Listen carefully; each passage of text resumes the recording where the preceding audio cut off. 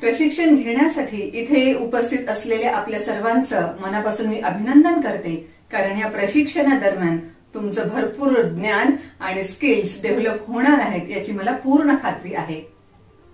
तुम्हा सर्वांना त्या एका बलवान मनुष्याची गोष्ट माहित आहे का?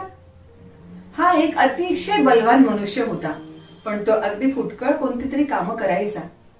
एका लाकडी वखारवाल्यानं त्याला पाहिलं आणि त्यानं असा विचार केला की हा एवढा बलवान मनुष्य चांगल्या पद्धतीने लाकडं फोडू शकेल आणि आपलं इन्कम सुद्धा खूप वाढेल, आपणही त्याला चांगला पगार देऊ शकू, म्हणजे त्याचाही फायदा आणि आपलाही फायदा.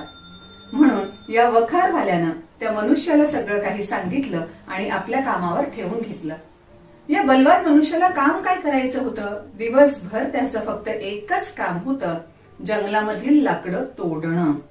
आणि यानं पहिल्याच दिवशी खूप लाकडं तोडली. ताकद त्याच्यात जबरदस्त होती. पटापट पटापट लाकडं तोडली. एवढा मोठा तोडलेल्या लाकडांचा ढीग तिथे जमला आणि हा मालक वखारवाला खुश झाला की यस, आपण अगदी योग्य मनुष्याला चूज केलेलं आहे. पण दिवसेंदिवस काय होऊ लागलं माहित नाही, पण लाकूड तोड खूप कमी होऊ लागली. हा खूप ताकद लावून, पूर्वीपेक्षाही जास्त ताकद लावून लाकडं फोडण्याचा प्रयत्न करायचा, पण ती फुटतच नव्हती. त्यांची क्वांटिटी खूप कमी झाली होती आणि कुठेतरी ह्या मनुष्याला वाटायला लागलं, माझी ताकद तर कमी होत नाहीये ना, माझ्यामध्येच तर काही प्रॉब्लेम येतोय असं नाही ना. जेव्हा त्याच्या मनात हे सारखे सारखे विचार यायला लागले आणि लाकूड फोडण्याचं आपलं काम आपण पूर्वीसारखंच करत असलो तरी आउटपुट मात्र फार कमी निघत आहे, हे जाणवल्यानंतर एका क्षणी तो ह्या वखारवाल्याला भेटला आणि त्यानं जे काही त्याला वाटलं ते सगळं सांगितलं. त्याचं सगळं म्हणणं ऐकून घेतल्यानंतर या वखारवाल्यानं फक्त एकच प्रश्न त्याला विचारला, तू तुझ्या कुऱ्हाडीची धार शेवटची कधी केली होतीस? आणि त्यानं सांगितलं, धार कशाला करायला हवी, लाकडं फोडणं हे माझं काम आहे, त्याच्यामुळे सकाळी उठल्यापासून अगदी काम संपेपर्यंत मी फक्त लाकडंच फोडण्याचं काम करतो, कुऱ्हाडीला धार लावण्याचा प्रश्नच उद्भवत नाही. आणि या वखारवाल्यानं स्माइल केलं, जसं तुम्ही सुद्धा आता केलेलं दिसतंय. शार्पनिंग ऑफ द ऍक्स ही कन्सेप्ट जी आहे ना, ती हीच तर कन्सेप्ट आहे.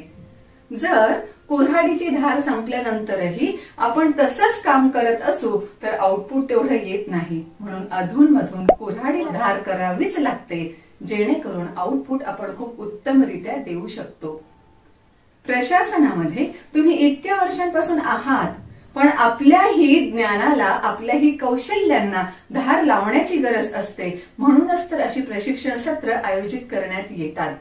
आणि या प्रशिक्षण सत्रांमध्ये तुम्ही आला आहात याचा अर्थ तुमच्या ज्ञानाला धार लावली जाणार आहे आणि ते धार लावून घेण्यासाठी तुम्ही सुद्धा तयार आहात, ही अत्यंत चांगली बाब आहे. इथे तब्बल 45 दिवस आता तुम्ही थांबणार आहात या ट्रेनिंगच्या निमित्तानं. म्हणजे 45 दिवसांमधला सगळा वेळ तुम्ही आता इथे इन्व्हेस्ट करत आहात. आपल्या फॅमिलीपासून दूर राहून तुम्ही हे ट्रेनिंग सेशन्स अटेंड करणार आहात. अशा परिस्थितीमध्ये ह्या सगळ्या ट्रेनिंग्स अत्यंत गांभीर्याने केल्या गेल्या पाहिजे. तुम्हाला डॉक्टर बाबासाहेब आंबेडकरांबद्दलचं ते एक उदाहरण माहित असेल ना. कोणतंही पुस्तक वाचलं की ते थेट त्यांच्या मेंदूमध्ये रजिस्टर व्हायचं आणि कुणीतरी त्यांना विचारलं की तुम्ही एवढं कसं लक्षात ठेवता, आणि डॉक्टर आंबेडकरांनी असं सांगितलं होतं, एकदा पुस्तक माझ्या हातामध्ये आल्यानंतर ते पुन्हा माझ्या हातात येईल की नाही हे मला माहीतही नसतं. त्यामुळे जेव्हा पुस्तक माझ्या हातात पडतं तेव्हा सगळं माझ्या लक्षात राहील या कॉन्सन्ट्रेशनच मी ते वाचत असतो. मुद्दा क्लिअर झाला. आपणही आपल्या वेळेची इन्व्हेस्टमेंट जेव्हा या ट्रेनिंग सेशन मध्ये करणार आहोत तेव्हा या ट्रेनिंग्स मधलं जे काही आपल्याला ज्ञान मिळतं आहे, आपले कौशल्य विकसित होणार आहे, ते सगळे व्यवस्थितरित्या व्हावेत याच्यासाठी आपण जागरूक असलं पाहिजे. आणि त्यासाठीच आपण कॉन्सन्ट्रेशननं आणि गांभीर्यानं हे ट्रेनिंग सेशन्स अटेंड केले पाहिजेत. बरं, हा वेळ फक्त तुम्हीच इन्व्हेस्ट करत आहात का? अजिबात नाही. इन्स्टिट्यूशन सुद्धा इन्व्हेस्ट करत आहे.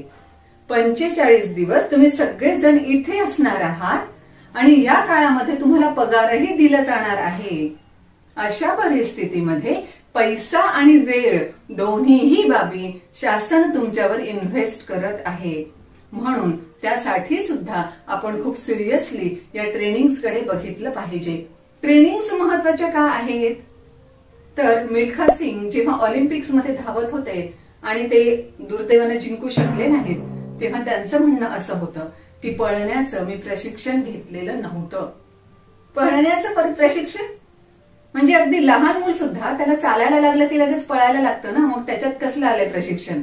पण यस, व्यवस्थितरित्या पळण्याचं, मग पूर्ण श्वासावर नियंत्रण कसं असावं, तेवढ्या वेळेमध्ये आपण ते कशा पद्धतीने गाठू शकतो, सुरुवातीची स्पीड वाढवायची आहे का नंतरची स्पीड वाढवायची आहे, या सगळ्या बाबी त्या प्रशिक्षणादरम्यान सांगितल्या जातात.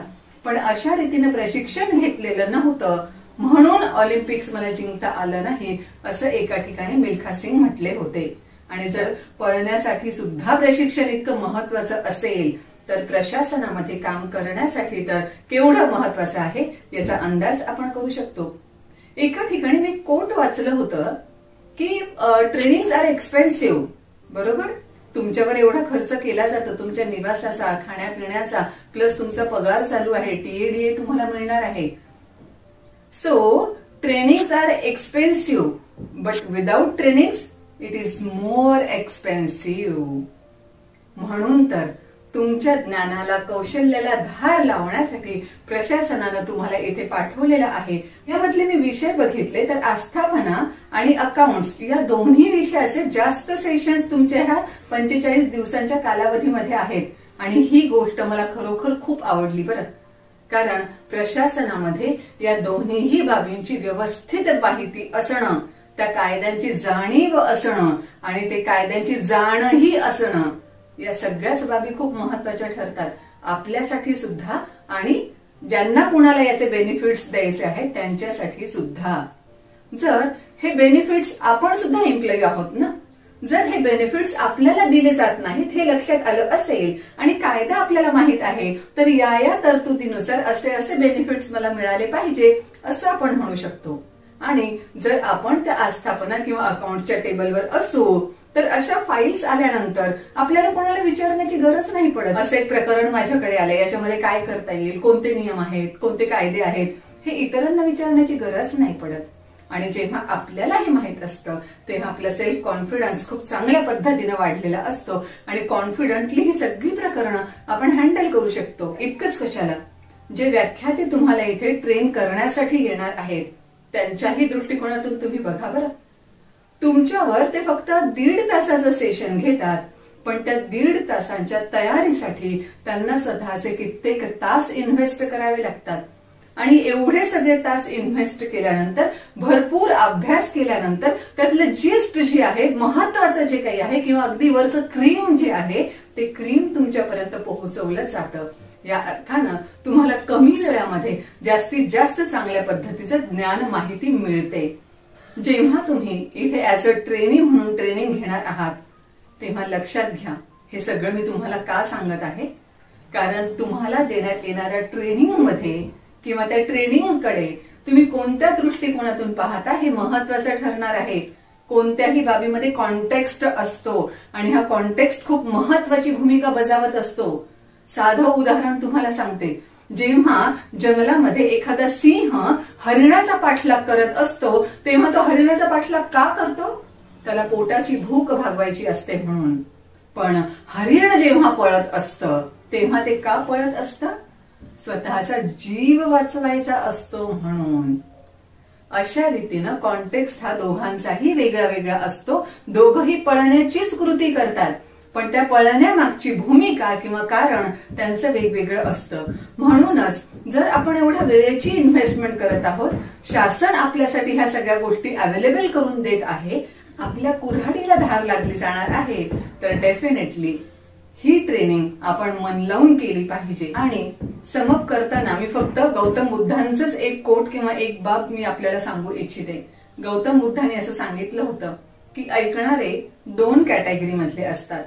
एक कॅटेगरी असते ऐकण्याची आणि सोडून देण्याची, पण दुसरी कॅटेगरी असते ऐकण्याची आणि त्यावर अंमलबजावणी करण्याची. तुम्ही सर्वजण या दुसऱ्या कॅटेगरी मधले आहात अशी मी अपेक्षा करते आणि इथेच थांबते. थँक्यू.